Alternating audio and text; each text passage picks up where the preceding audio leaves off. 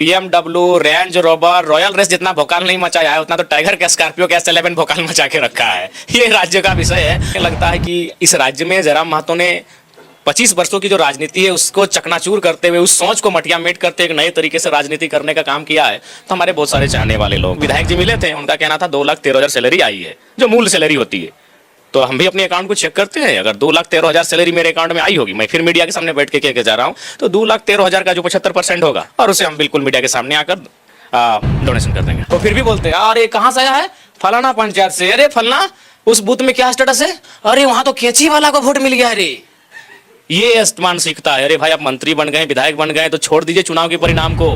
तो हम उसके मोबाइल में आया, जब वो फोन किया देखेंगे आइंदा मैडम कमल का फोटो है, तो हम बोला बीजेपी से, बोला हाँ युवा मोर्चा का अध्यक्ष है। तो बोला फिर भी आप हमारे पास आ गए, बोला मालूम है क्या आप, बकायदा हम बोले भाई एक स्टेटमेंट दे दीजिए। तो हमारे जो साथी थे वो वीडियो ही बना लिए कि हम बीजेपी के युवा मोर्चा का अध्यक्ष हैं। और क्या हुआ स्कॉर्पियो गाड़ी को लेकर, कैसे क्या बातें हो गई, कौन ट्रोल कर रहा है, क्या हो गया ट्रोल। नमस्कार दोस्तों, मैं तिलेश्वर कुमार आज फिर एक नए वीडियो में बने रहे। वीडियो में बहुत मजा आने वाला है।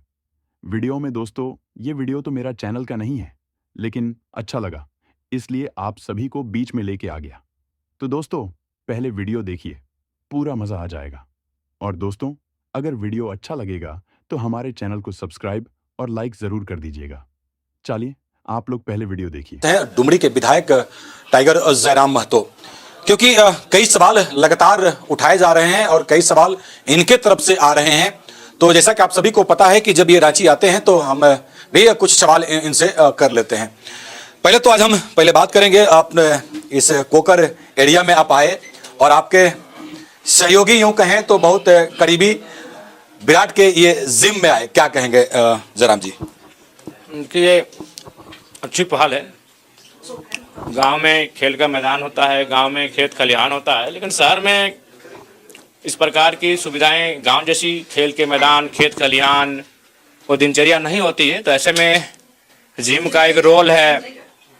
जिम में वो जाकर 1 घंटा, 1.5 घंटा, 2 घंटा वर्कआउट करते हैं और अपनी जो शारीरिक संतुलन है उसे बरकरार रखने का प्रयास करते हैं। होना चाहिए, आज भागम भाग का दौर है, इंसान बहुत व्यस्त रहता है। ऐसी परिस्थितियों में जिम की सुविधा बहुत अच्छी है और उनके विराट समेत उनके जितने भी सहयोगी हैं, जितने भी ट्रेनी हैं, बहुत सारी बहन लोग भी ट्रेनी के रूप में यहाँ कार्य कर रही हैं। तो ये अच्छी पहल है कि जिम के क्षेत्र में बहनों को भी देखने को मिल रहा है। तो बहुत ही सराहनीय कार्य है। मैं पूरी टीम का मैं उनको अभिनंदन करता हूँ और उनको बधाइयाँ देता हूँ, शुभकामनाएं देता हूँ। तो अब हम चलिए कुछ राजनीतिक मुद्दों पे बात कर लेते हैं, क्योंकि देखिए अब 24 तारीख से विधानसभा का सत्र शुरू होना है और ऐसे में तमाम ऐसे कई सवाल अब आएंगे। हालांकि इन्हें समय थोड़ा कम मिलता है, इनको भी दुख रहता है। तो खैर वहाँ पे एक नियम अनुसार बनाया गया है किसको क्या टाइम देना है। तो खैर उस पर हम अलग बात करेंगे और तमाम बातों से भी अवगत कराएंगे हम। लेकिन जयराम जी, आप पहला सवाल आपसे यही रहेगा कि मैं देख रहा हूं आप एक पहले छात्र नेता थे, उसके बाद आंदोलनकारी बने, उसके बाद आप आगे ये राजनीतिक गलियारों में। कई लोगों से मैं देख रहा हूं कि आप मिल रहे हैं, जनता दरबार लगा रहे हैं। इस जनता दरबार के दरमियान ऐसा कोई बात आपके दिल पे लगा हो कि आज झारखंड को 24 साल बने हुए हो गया और ये 25वां में प्रवेश कर चुका है, और ऐसे में इन तमाम सुविधाओं के लिए लोग आज हमारे पास आ रहे हैं कि विधायक जी ये काम मेरा करवा दीजिए? देखिए बहुत सारे ऐसे विषय मैंने आते हैं जिन पे कभी कभी हमको मतलब थोड़ा आश्चर्य लगता है कि ये विषय विधायक का नहीं है। उनको हम समझाते भी हैं कि ये विषय विधायक का नहीं है, लेकिन चूंकि लोग इतने आशा रखे हुए हैं और सिस्टम से इतना वो हारे हुए हैं कि उनको लगता है कि विधायक ना होकर शायद कोई ऊपर से कोई फरिश्ता हमारे बीच आए हैं। जबकि मैं उनको बताता हूँ मैं भी आपकी तरह एक सामान्य इंसान हूँ, मैं कोई फरिश्ता नहीं, मैं आपकी तरह एक सामान्य इंसान हूँ। बाकी जैसे विधायक वैसा मैं भी एक विधायक हूँ।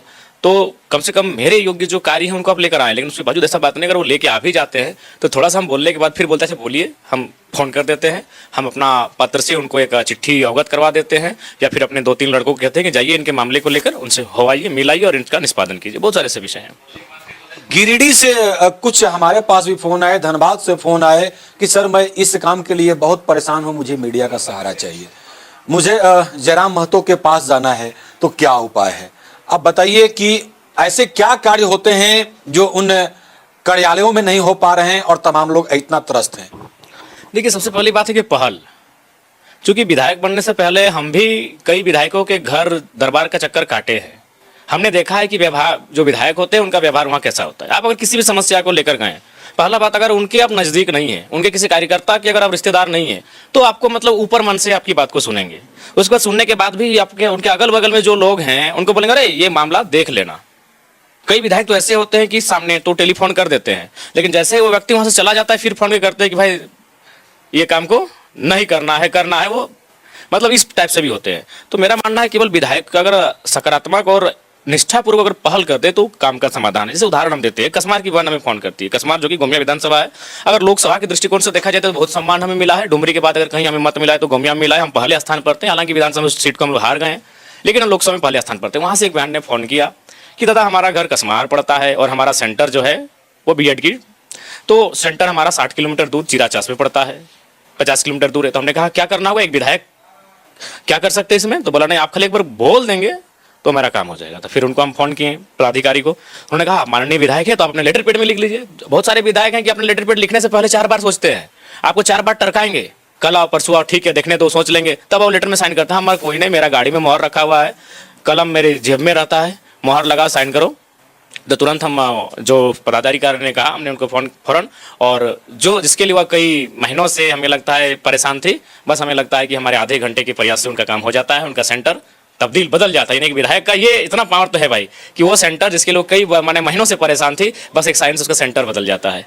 तो मेरा कहना है कि निष्ठा होनी चाहिए। निष्ठा नहीं, देखिए अभी कोई आता रहे तो फला दूसरा विधानसभा से है, फिर वो पता करेगा कि जिस गांव से है उस गांव से हम लोग को वोट मिला है कि नहीं मिला है, उस बूथ के कार्यकर्ता को फोन करेगा। जबकि मेरे कार्यकर्ता कभी कभी हमसे नाराज हो जाते हैं कि विधायक जी हमारा गाँव का काम था, एक बार पूछ तो लेते हैं, वो आदमी आपको पूरा बोला है, पूरा चुनाव। हम बोला जाने दो, हम उसके भी विधायक है। कुछ दिन पहले एक आदमी आया, वही लेटर हेड का मामला था, तो हम उसके मोबाइल में आया, जब वो फोन किया देखेंगे आइंदा मैडम कमल का फोटो है, तो हम बोला बीजेपी से? बोला हाँ युवा मोर्चा का अध्यक्ष है।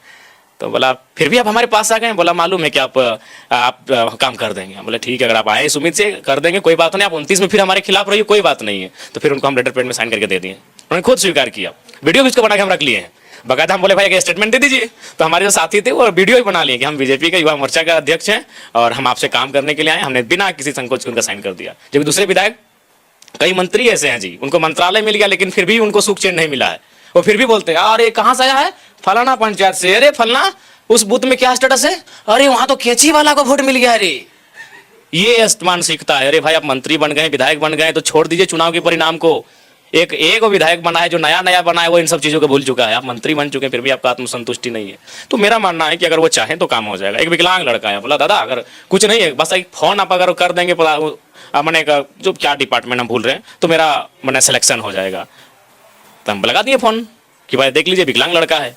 तो फिर वो खेल के आया स्पोर्ट कोटा से, तो बोला नहीं दादा मेरा काम हो गया। तो एक विधायक चाहेगा तो सरलता से कार्य होंगे, लेकिन वो चाहते नहीं। वो क्यों नहीं चाहते, सबसे पहले बात जानिए, वो क्यों चाहेंगे कि जनता का बेटा टॉप करे। भाई हमारे काम हमारी वजह से अगर जनता का काम वो विधायक नहीं चाहता, अगर वो जनता जैसी रहेगी तभी तो उनका गुणगान होगा, उनके बाद उनका बेटा विधायक बनेगा। और जरा मत वो चीजें नहीं चाहता है, वो चाहता है काम हो, किसी भी तरह हो काम हो। देखिए उस दिन पति पत्नी का मामला लेकर आ गया है। अब बताइए विधायक का विषय नहीं है पति पत्नी का, एक मैंने देखा जाए तो बहुत बड़ा विषय है, लेकिन विधायक के दृष्टिकोण से देखा जाए तो विषय ही नहीं है। तो फिर हम बोले कि दीदी काहे रो रहे हैं, दीजिए पति का नंबर।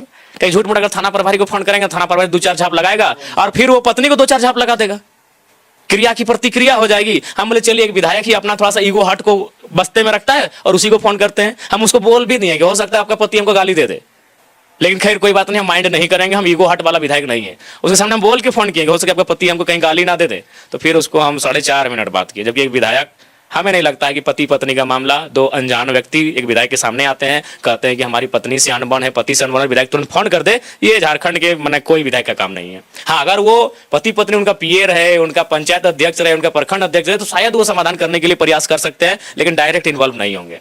लेकिन हम अगर कोई अजनबी भी है, कोई अपरिचित भी है, हमें कोई वास्ता नहीं लगा, अगर हमारे एक्शन लेने से उसका सॉर्ट आउट हो जाता है तो हम एक्शन ले लेते हैं। ये होते हैं और ऐसे होते हैं विधायक। ये हम शब्द शायद क्यों कह रहे हैं होते हैं, कुछ लोग समझे या कुछ लोग ना समझे, वो अलग की बात है। हालांकि हमारे बातें सीधी होती है। देखिए जनता आपको किस लिए वोट दे रही है। कल भी हम कहीं गए थे और ऐसे ही बात हम करते करते कुछ मुद्दे पे आ गए थे।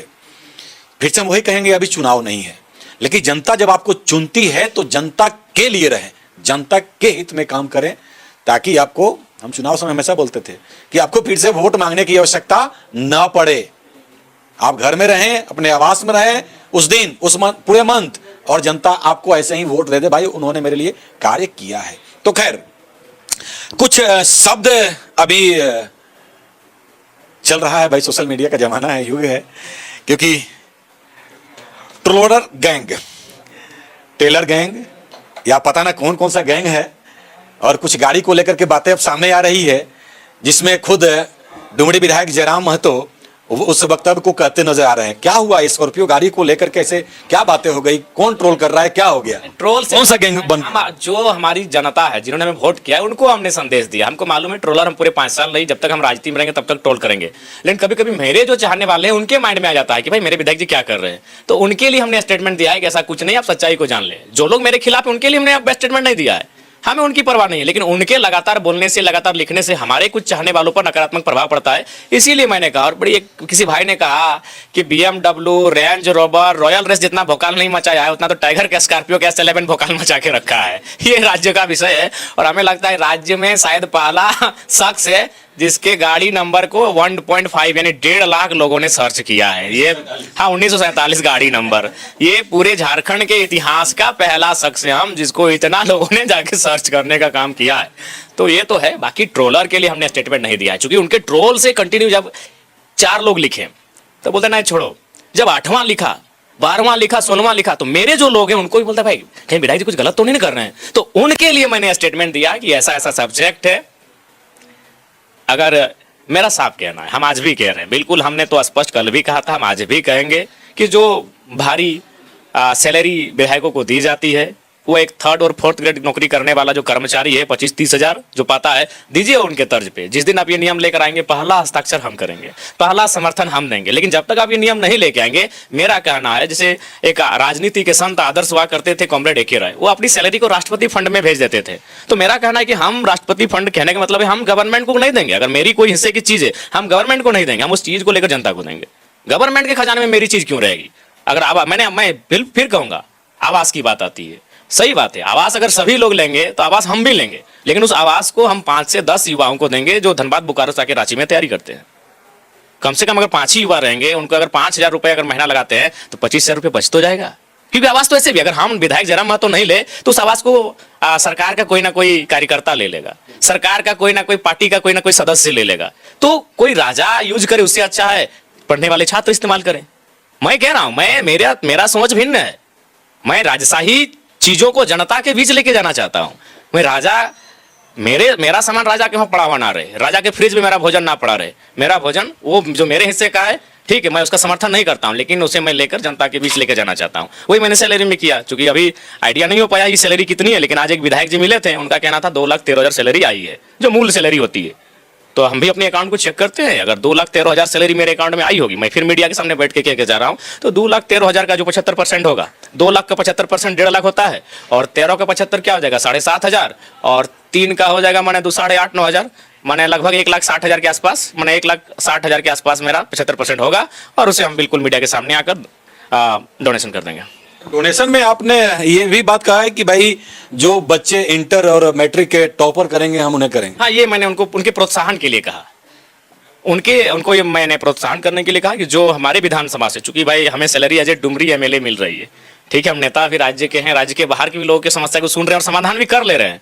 लेकिन संवैधानिक नेता अगर कहा जाए, किसी विधानसभा में चयन होकर आए तो वो डुमरी से हैं। तो डुमरी के जो छात्र हैं, जिनमें हमारा 3 ब्लॉक पड़ता है, चंद्रपुरा, नावाडी और डुमरी, उनमें जो बच्चे इंटर और मैंने मैट्रिक की परीक्षा में टॉप 10 में आएंगे, उन्हें हम वो जो हमारे 2 महीने की सैलरी होगी, यानी लगभग कितनी 3,20,000 के आसपास, यानी 3 लाख के आसपास जो सैलरी हमें मिलेगी, वो 3 लाख उन 20 स्टूडेंट को फर्स्ट, सेकंड, थर्ड करके अनुपात में, हम जिस तरह अनुपात में मैंने डिस्ट्रीब्यूट कर देंगे। तो फिर आप जब डिस्ट्रीब्यूट कर देंगे, पैसा फिर बचाएं कितना, फिर बाकी खर्चा आपका कैसे काम चलेगा? देखिए, हमें लगता है कि इस राज्य में जयराम महतो ने 25 वर्षों की जो राजनीति है उसको चकनाचूर करते हुए, उस सोच को मटिया-मेट करते एक नए तरीके से राजनीति करने का काम किया है। तो हमारे बहुत सारे चाहने वाले लोग हैं। कई लोग तो ऐसा हैं जो मैंने कहते हैं कि जयराम महतो को हम इसलिए वोट करते हैं कि वो क्या काम कर रहा है नहीं कर रहा है मतलब नहीं, उनके हम समर्थक हैं तो उनको हम सदन में देखना चाहते हैं, सदन में सुनना चाहते हैं।